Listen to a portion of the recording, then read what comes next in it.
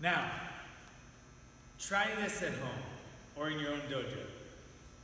Pick any student, any kid, any adult, and then ask them what their power hand is.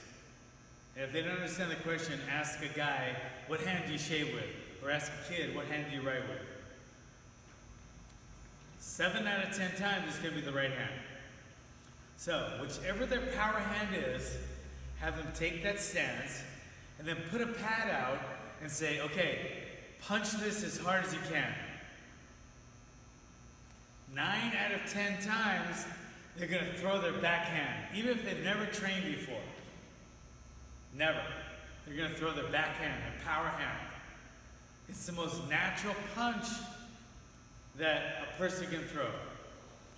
It's the most powerful punch that a person can throw.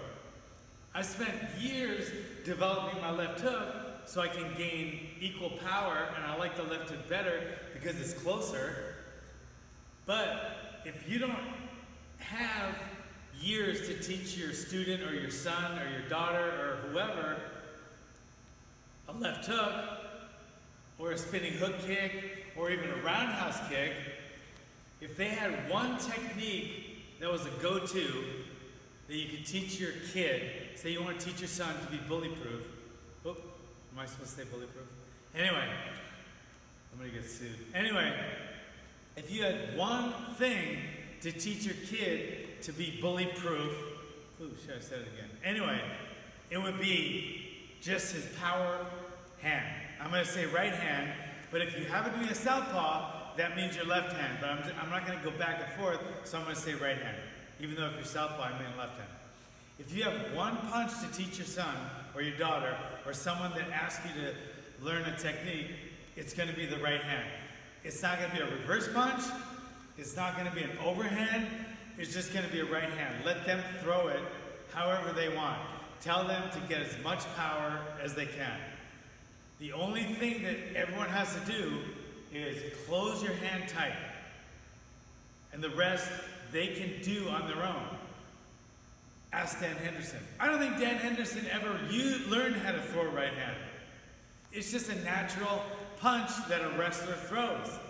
And he happens to hit so hard with it, it's got him more money, more fame, more titles than all of his Olympic-style wrestling. Just that one right hand. He doesn't even have a jab or a left hook or even an uppercut. He just has a right hand. They call it the H-bomb. It's a Henderson right hand. And it's just whatever comes naturally. So if you have to teach your kid one technique to be bully-proof, it's that right hand. And that's all he'll need. I like a lot more, and we do more at our gym. But if you don't want to take your kid to a gym, that's the only thing you'll ever have to teach him. If he develops a hard right hand, he can go all the way through school and nobody will ever pick on him again. That's the only technique he'll ever use. Let me show you why. Okay, now let's pretend, I'm going to pretend Adrian is the instructor and I am an adult. I've never fought before, I've never trained before, and he's going to try to teach me how to throw a power punch. Okay, so let's watch. Okay, so he's going to tell me to throw a power punch. I want to throw a Power power punch. with My right hand. Okay, what if I happen to have a left hook better? You don't know. So you don't want to tell him that. You just want to actually put 2 pads. But say he only has one, because we know we're doing this. We already told him. But if he put both pads out and said hit as hard as you can, 9 out of 10 times the kid's just going to go like that. That's the punch right there. It's just like, he just throws his hip into it, and you just throw that punch. That punch should not be disregarded. It should not be mocked. Okay? Because that punch has gotten Dan Henderson multiple titles and multiple millions of dollars. Just that one punch.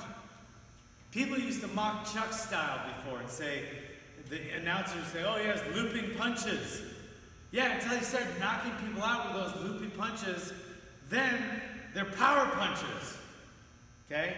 So, when you teach somebody how to throw a power punch, don't nickel and dime. Don't micromanage.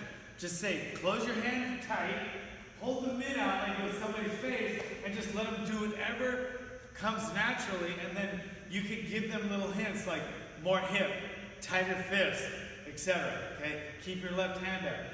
But let them punch whatever comes natural to them, because that will be their power punch. Like Dan Henderson's. Nobody's ever taught him how to throw a right hand. It just came naturally.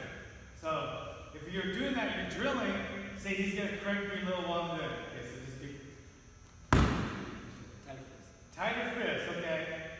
Whip it around more. More hip. More hip. That's it. Okay? You see what I mean? That one punch that looks so sloppy, it doesn't really even have a name. Because it's not a right hook, it's not an overhand, it's not a reverse punch, it's not an uppercut. It's just a right hand. And people get knocked out with it multiple times every day. So embrace the right hand. Okay? Don't try to micromanage it, don't teach too much. Just let your student throw that punch. It could get them out of more difficulty than all the fancy stuff you throw them. Just that one punch. All right, guys? Thanks for coming.